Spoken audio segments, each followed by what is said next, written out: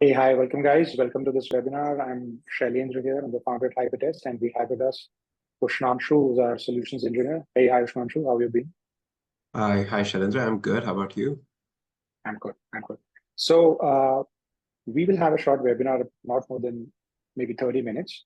And the way we'll start is that I'll set the premise in the first 5 minutes as to what the webinar is about, and then Ushnanshu is going to take over and run the rest of it. So just share my screen.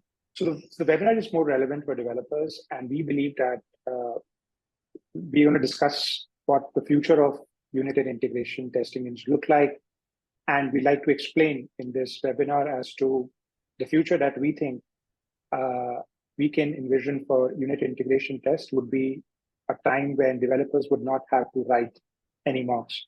So let's first start by understanding as to why do they need to write mocks in the first place. So what developers do, or most of the developers do across their teams, is that they write unit tests, but having unit tests to test their code or their services, we believe is not enough. And what developers actually need are high quality integration tests. The reason we believe so is because the scope of unit tests are very limited. Unit tests are at best checking the logic of your code inside your service, but doesn't check how your code or your service talks to all the external interfaces it talks to.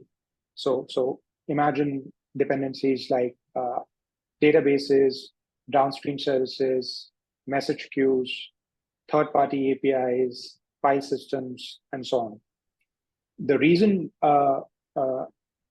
developers need integration tests is that unless code is tested with all the interaction that the code has with these dependencies, developers would not be in a position to know whether their change is breaking their service in an irretrievable manner. And unit tests at best can test the code or the functions that are part of the service. So what do developers do? So developers basically get to integration test by writing mocks. So mocks are basically a way to simulate the behavior of these external interfaces. And developers use a variety of tools, libraries, some of the popular ones being Pack, which is basically for testing inter-service contracts, but generally mocks that will simulate the behavior of either your database or these external systems. And you can run your unit tests with these mocks to be able to test the change that you're doing in your code and how that propagates across these, or I would say by mocking these external interface, you try to check whether the change that you're doing in the code, what kind of regressions does it cause? Now, the problem with mocks is manifold. Well, obviously, the first thing that comes to my mind is the amount of effort that developers have to put in to mock the behavior. So, well, the first effort, most developers are pressed for time. So the first effort itself is writing the unit test. And then if you want to get to good quality integration test, you have to start writing mocks to simulate the behavior of these external systems. That sometimes is not that big a problem. The bigger problem happens when these mocks tend to become stale and these tests becomes untrustworthy. So let me explain that. So what happens is that when you start the first time, you know that the behavior of your external system is such and such, and then you write a mock to mock that behavior.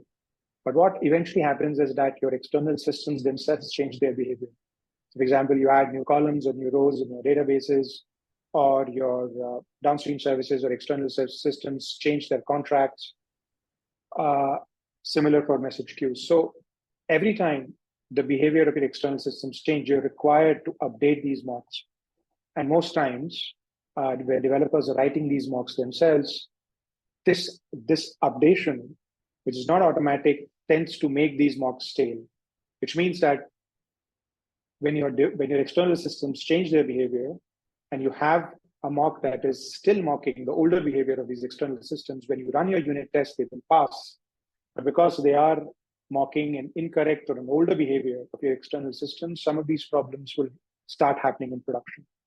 So this is the effort that developers would have to commit to And this is why we believe that there should be a better way to get high quality integration tests without the added overhead of writing and maintaining mocks. And as I was explaining, well, given whatever language that you have your service written in, you have various options of unit test frameworks, and every framework has different mocking libraries. So there's a total madness chaos that might happen if developers go this route. And this is one of the reasons why developers at some point stop the effort altogether. Not only do they stop writing unit tests, well, because of the time commitment it needs, but if you are sold on the fact on having high quality integration tests because of the problems that I just explained, developers stop, desiring integration tests altogether.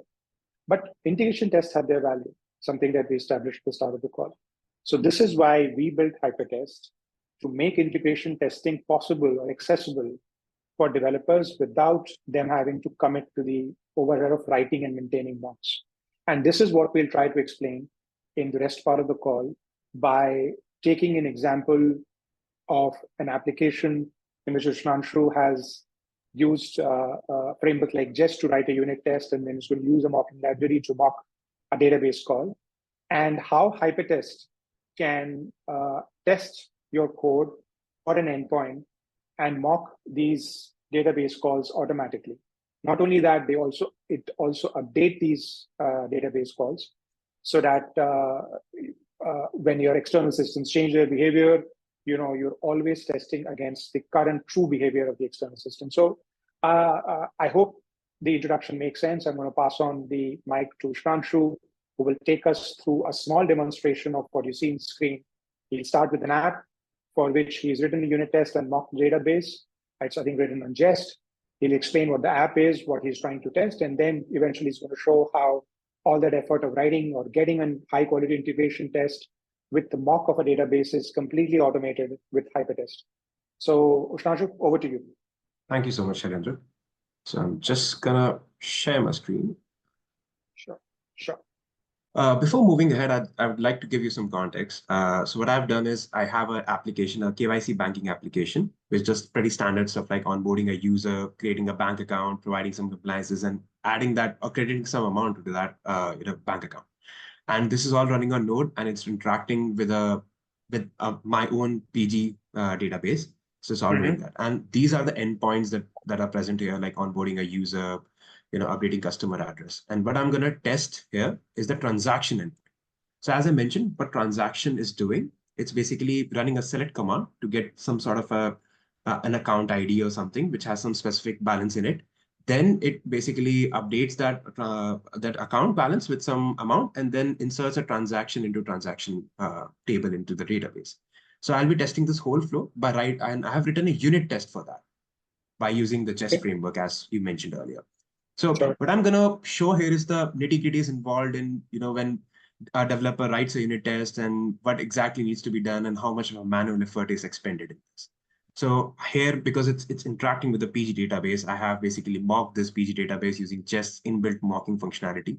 And it basically mocked the queries that are used here. For example, the first query that I've mocked here is that it basically selects a current balance of $10,000 and a minimum balance of $100. It basically uses select command to do that. Then I've mocked the update balance query, which basically updates the balance and then inserts a transaction into a transaction table. Not only that, I have seeded or provided some testing data. Here it's the amount of $500, which basically means that a credit transaction of account ID is when account ID is set to 1 happens for an amount of $500. And last but not the least, I have given an assertion or a business logic, which basically, explains the successful, when my test will be successful. For example, if the old balance is $10,000 and when an amount is credited, it becomes $10,500. This transaction will be successful, else it will fail. So this is the success metrics of the whole test.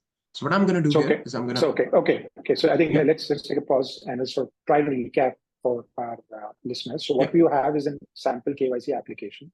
A user can onboard himself as a user, which is basically creating an account. And then I think you've showed as part of your code, he can go through a bunch of approvals.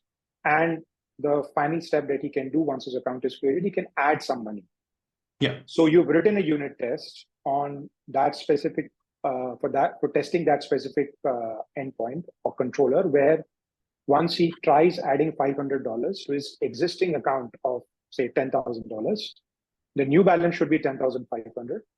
And for that, what you have done is written an assertion that the final balance should be 10,500, Yeah. and you've mocked the database response where once you when you hit that endpoint or when you execute that part of the code that is supposed to add money, the database responds back with 10,000 rupees or $10,000, I should say, as the current balance of the user. Did I get that right?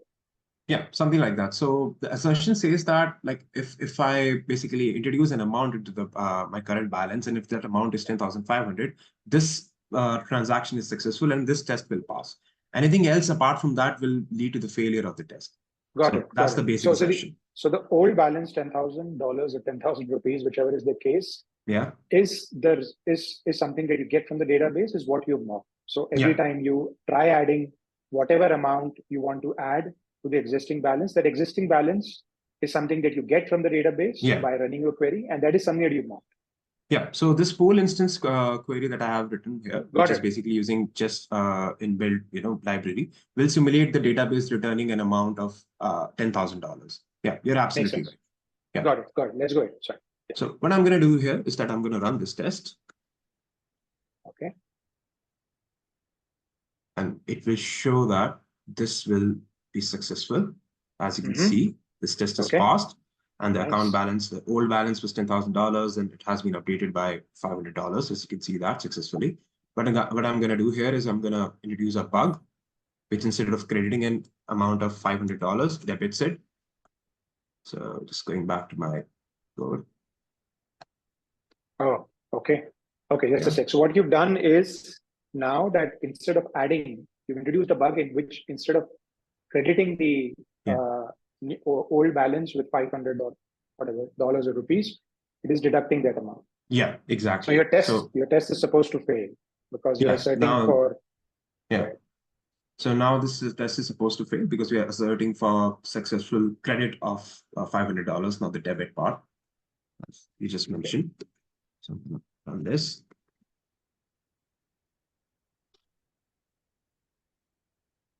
Oh, there it is. Yeah. Yeah. Yeah, as you can see, instead of successfully crediting an amount into the old balance of $10,000, it's just deducting so it. So the new balance is 9,500. It should have been 10,500. Got it. Yeah. Understood. Yeah. Okay. Yeah. So just want to talk about the whole experience here. Like I know everyone can code in this day and age, and it's not very difficult to code, right? But with the dawn of ChatGPT, everything is very easy. But as you can see, it's a lot of effort here that was expended from our end to just test a single endpoint and just to test a single assertion. But if I have, let's say, 100 endpoints to test, and let's say I have multiple edge cases that I want to assert, I will have to write these unit tests multiple times, and a lot of effort will be expended from my end to basically apply the business logic, provide the seeded data, and and mock the PG queries as well. And that is very interesting because in this case, it's just talking to a database. But what if it's talking to a database, a caching application like Redis, and as well as a messaging queue like Kafka? So I have to mock the dependencies for all of them manually. So it's a lot of manual effort from a developer's end to write just a unit test to do his testing, I guess. So what I want to say is that the ultimate solution here comes in the form of HyperTest, which I'm going to show and just do the same thing again and show how easy it is to do it via HyperTest. So yeah, let's start. So a bit about HyperTest. It just is like runs on the principle of an APM app, like Datadog or New Relic. It will sit on your application like an SDK. As you can see, I've just initialized it on top of my application with some some lines of code, easy peasy, and just need to initialize it here as well. So brief about HyperTest before I go ahead. HyperTest runs into something called record mode and replay mode, which I'm going to show you in action. So in record mode, what happens is that it automatically captures the traffic from the application. And when I mention the traffic, it basically goes and captures the request, all the incoming requests to the service, all the outbound call the service is making to any third-party application, like a database or a messaging queue or a caching application, and the responses of both the service as well as the outbound calls that it made. And what happens here is that like it keeps on doing this 24/7 and establishes a baseline response of the service as to how it's interacting with all the third-party applications in its usual day. And what happens is that whenever a developer makes a change, these requests or tests will run again. And the baseline response, the previously generated baseline response, will be compared with the currently generated response when these tests are run again. And to show you how there's a difference between how the application was interacting with the services earlier and now how the application is interacting with the services now. I know it's a lot of words that I've thrown around, but I'll try to show this in action. So what I'm going to do here is I'm going to run HyperTest in replay mode. Yeah. Record mode. Record mode. Yeah. I'm just gonna remove this bug again. So you've commented out the bug. And you've made the application bug free, and now you will deploy. So I think what Ushnanshu is doing is that he's just starting the application normally or the service normally after he set up the HyperTest SDK. And then he's going to try providing some sample traffic via Postman so that HyperTest can record that and build into test scenarios. Yeah. So what I'm going to do is I'm going to use Postman in the backend, and I'm going to use a collection of requests to basically generate some traffic for this particular service. So this record mode can actually record traffic from any environment. I think for the demonstration we're recording it from the local environment, but you can record it from a production, non-production environment. The idea being that whatever user flows happen in your application can be converted into test scenarios. All that you have to do is normally deploy your application that environment with the HyperTest SDK, and HyperTest SDK will automatically record these requests for traffic. Yeah. So what I'm going to do here is I'm just going to go back to the service I have created in UI.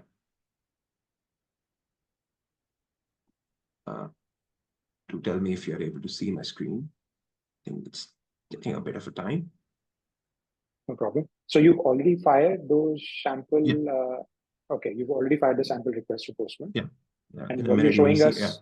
Oh, okay. You're showing us these sample requests that we've automatically captured. Okay, go ahead. And this is the whole workflow of this banking application, as I was discussing, like onboarding a user, providing some compliances, then creating an account, and doing the credit transactions. So all of this whole workflow is being captured by HyperTest in record mode. And as you can see, we have captured the request along with its whole payload. So you can see that it tried this particular account ID to try to add $500 to this particular account. Why don't we go from the first request all the way to the down? Okay. Yeah, I can show that. This is much better, I guess. Like this shows how a user named David Smith tried to add his account to this particular KYC application. The address, and this is the whole request, the payload, the metadata of the request, and then we have the response of the request here. You can see the response is that status code is 200, so it was successful, along with the body. Like this is the customer ID that was allocated to it, along with the outbound calls that actually was done in order to create this request. In this case, there were only 2 database calls that were done. First, to check whether this user exists or not. Since it didn't, so this user got created. As you can see, the query is also mentioned here. And then the insert user query that was done to basically insert this user into database. Can you show the response? Yeah, I'm just going to show the response. So it has captured the outbound call as well as the response of this particular outbound call that it made to the database. Okay. Yeah. So essentially what has happened was that by capturing the response of the outbound system, what we'll try to ensure when we run this request again is that we use the same response from the database to mock the database and also make your application believe that it is in the right state so that this specific step, create user or a transaction step, can be executed or tested. Go ahead. Yeah, exactly. So what I did earlier with the unit test itself, I'm just going to pause this. Give me a minute. So what I did with the unit test, if you remember, I introduced a bug, right? Like which instead of crediting an amount of $500, which is happening earlier, and in this case also, it debited it. So I'm going to do that again. And this time we're going to, run HyperTest. So I just introduced a bug, got saved. Now I'm gonna run. So now I'm gonna run HyperTest in something called replay mode. So what happens in replay mode is that these requests will run again. So I'm just gonna run this. So these requests will run again with the same payload, with the same queries. And this time, what will happen is that it will essentially compare the previously generated baseline response with the newly generated response that's coming from running this request again to essentially basically catch any changes in the code that happened. And in this case, the change is the bug that I just recently introduced, Sharon. So as you can see from here that 4 of the tests have passed, but 1 has failed. That was the transaction endpoint that I just introduced a bug into. So I'm going to quickly show this in the UI itself, how this looks like. So you can see there's a dashboard here. And under this dashboard, you can see all the requests. These got rerun again. And you can see a failure here. So this failure actually is, this is the actual thing that's quite interesting because it actually showed you how the responses that you were getting earlier. In this case, earlier we were able to add $500 to this particular account balance, and you can see the new balance is 10,500. But as soon as I introduce the change and rerun this request again, it's showing there is a change in the behavior of my application. So instead of adding $500, it's deducting that amount. Instead of doing a credit, it's doing a debit. So this is what HyperTest does. It basically creates a regression report of sorts on this particular UI, where it basically compares the previously generated baseline response, which you can see on the left-hand side of the screen, to the newly generated response after the test would run again. And this all happens after the developer introduces a code. Understood.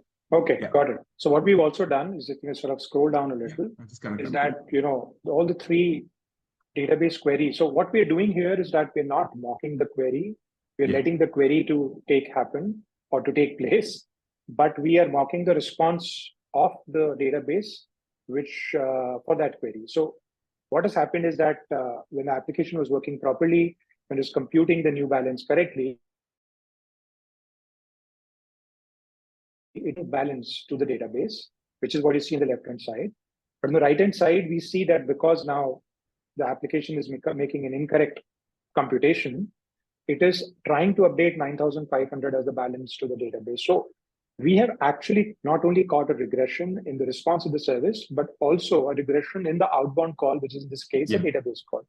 So the query, we let the query to happen, but we did not let it actually hit the database and get a new response. We provide the mock response, but we were able to figure out quickly, without the developer having to write a test or write an assertion inside the test, or even mock or write mocks for the outbound systems, that there is a regression in the response of the service, as well as a regression in the outbound query that is now happening because of the bug in the application. Did I get that correct, Krishnanshu? Yeah, Sharan. So in a nutshell, it's tricking the application into thinking that this database is running and to rerun these queries again, right?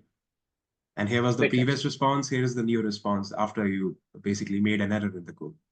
Makes sense. Makes sense. So I hope we've been able to demonstrate to you guys as to how HyperTest completely takes away or eliminates the effort of having to write and update mocks, which developers need to get high quality integration test. But not only have we automatically created an integration test from the application traffic, which you see on the left-hand side, we've also asserted the actual business rules that needed to be asserted, again, automatically.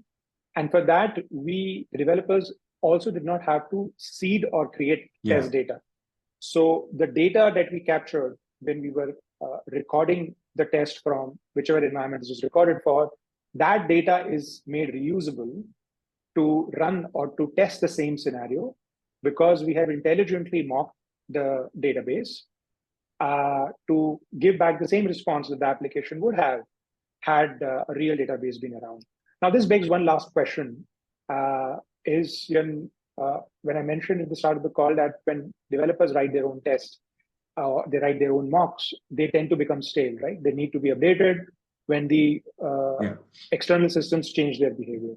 So HyperTest also takes care of that automatically. So why don't we go to an example of the service in which we can show that scenario, and maybe they can explain what I mean here. Okay. So let me just quickly go back to the service. So what I essentially want to say before till the time Ushnanshu shows the right UI is that HyperTest essentially is building the trace of the request from the start or from the origin right to the service on which it is failing, which in a way is us building a distributed trace. Yeah. Letting developers know that if a specific service under test has failed, which are the upstreams which might get affected because of that failure. So we show the trace again. Yeah. What this, the red ball is basically the service under test, and the blue balls are basically the direct and indirect upstreams.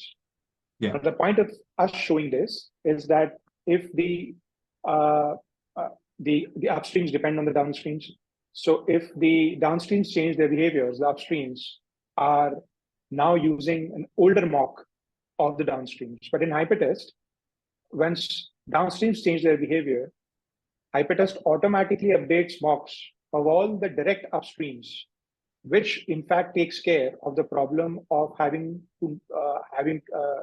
which it takes care of the problem of not having stale mocks if developers have to write these mocks themselves. So in this case, if the microservice app 5 or microservice 5, which is the downstream to immediate downstream of microservice 4, changes its behavior, the mock that microservice 4 was using when it was running its tests and simulating service 5 automatically gets updated, which a developer would have to update himself had he be writing these mocks himself.